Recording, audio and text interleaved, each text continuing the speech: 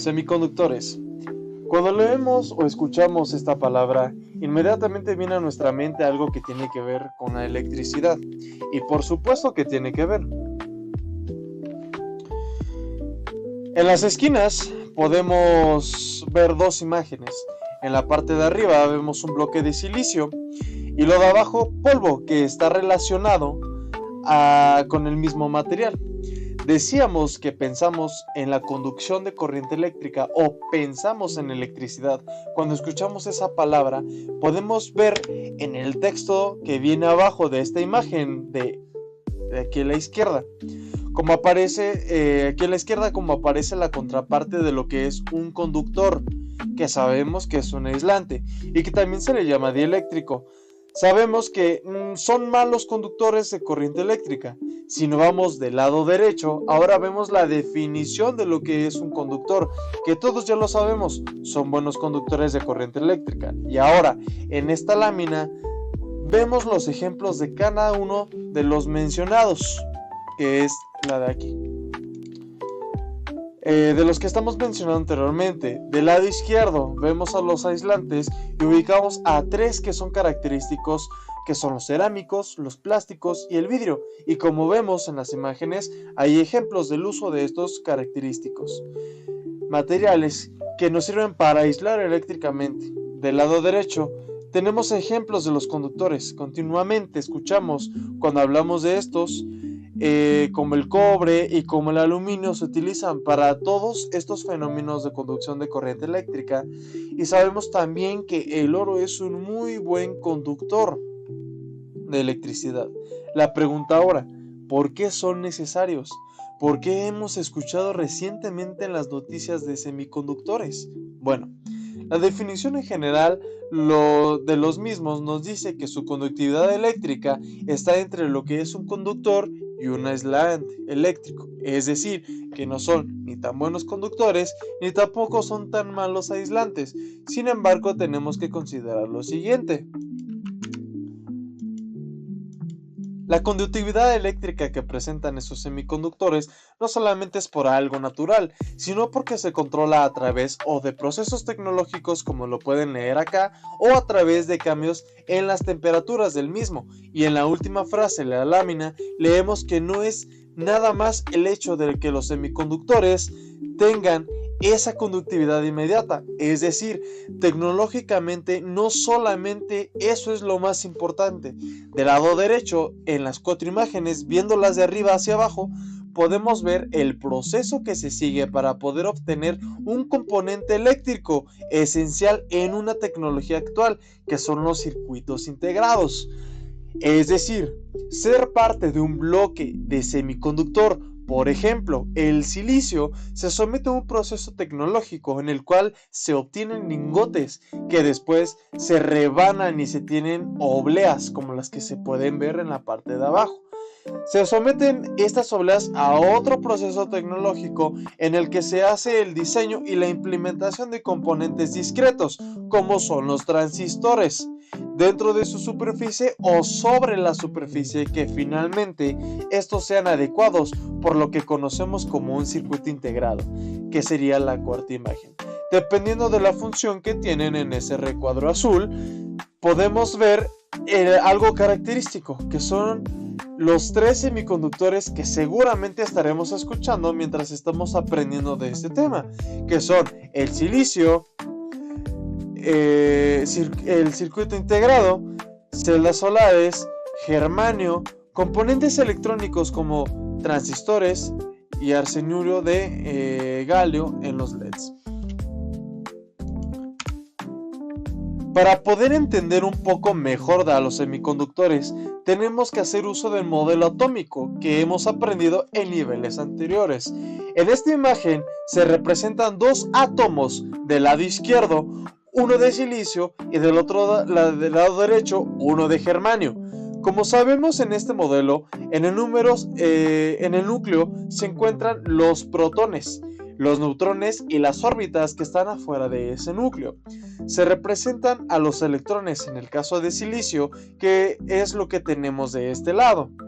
Nos damos cuenta que los electrones en las capas que están afuera de ese núcleo, y específicamente vemos que la última capa que se anuncia acá como la capa más externa se encuentran 4 electrones. Si ahora nos vamos al átomo de germanio que está a la derecha, en el acto se cumple nuevamente que solamente hay 4 electrones en la última capa. Si ahora cambiamos esta imagen en donde vamos ahora a silicio,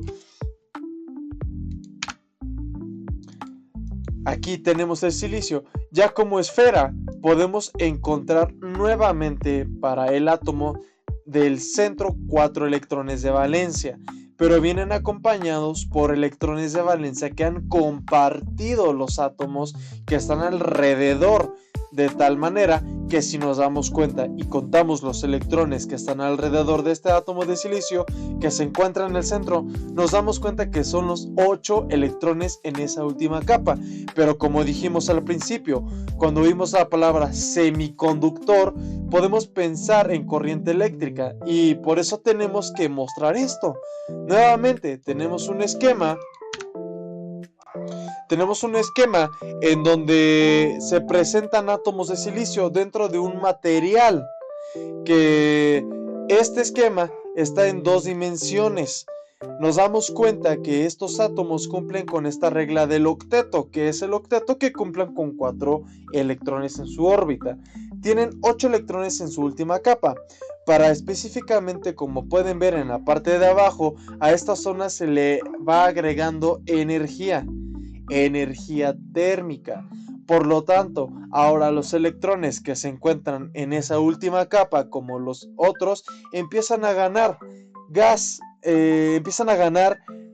gastar energía térmica, y por lo tanto llega el momento en el que esa energía es tan grande que puede liberarse del átomo. Eso es muy útil porque eso nos permite para poder obtener electrones libres,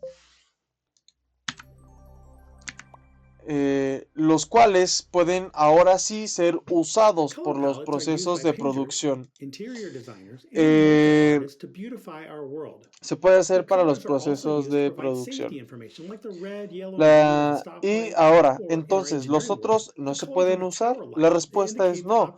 Solamente estos electrones que se encuentran libres,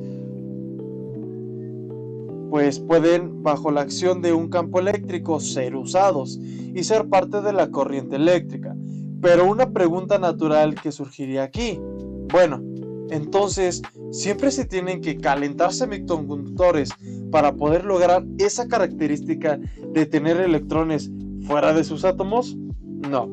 ¿Qué es lo que vamos a ver en la siguiente imagen? Solamente recordando y observando, por ejemplo, en la parte superior izquierda, cuando el electrón se libera de ese átomo de un espacio, es un espacio energético donde él estaba, y ahora en teoría de los semiconductores, en ese espacio se conoce como hueco.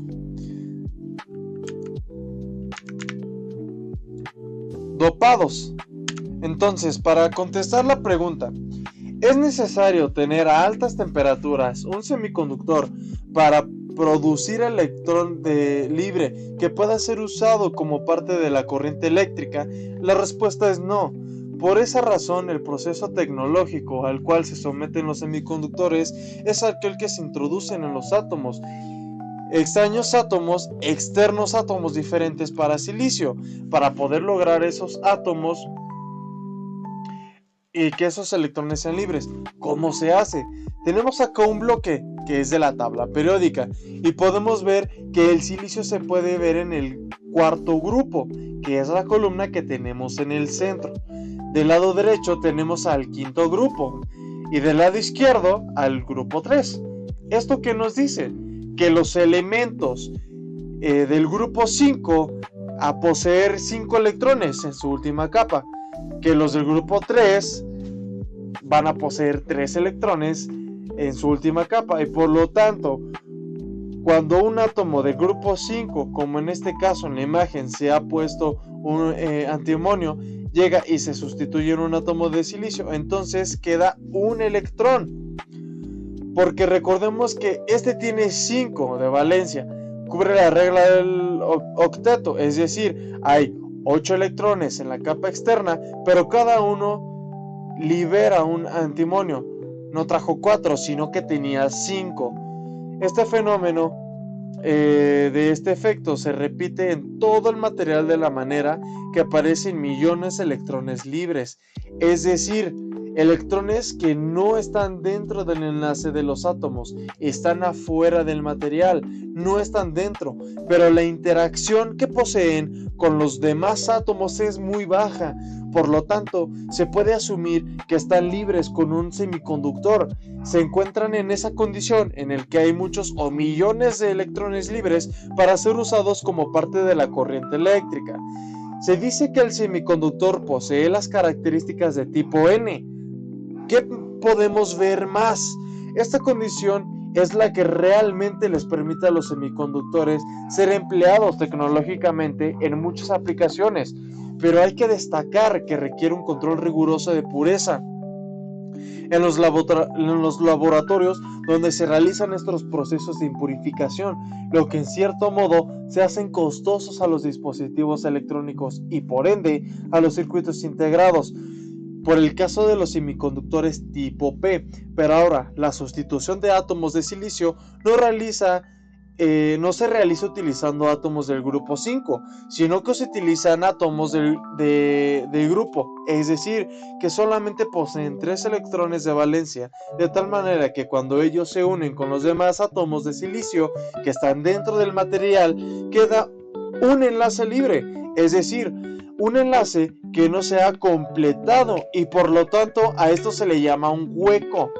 Este fenómeno que prácticamente en todo el material, y ahora tenemos millones de huecos por haber introducido átomos de boro. Por ejemplo, ¿por qué no tienen 4 electrones de valencia? Y se dice que estos semiconductores en el que predomina el gran número de cuerpos, la conductividad o corriente, la actividad o corriente material tiene millones de huecos para haber introducido átomos, por ejemplo, porque no tiene 4 electrones. Se dice que estos semiconductores en la predomina el gran número de cuerpos, la conductividad o la corriente eléctrica que está generada por ellos mismos. ¿Cómo será el mecanismo de conducción de semiconductor del tipo P?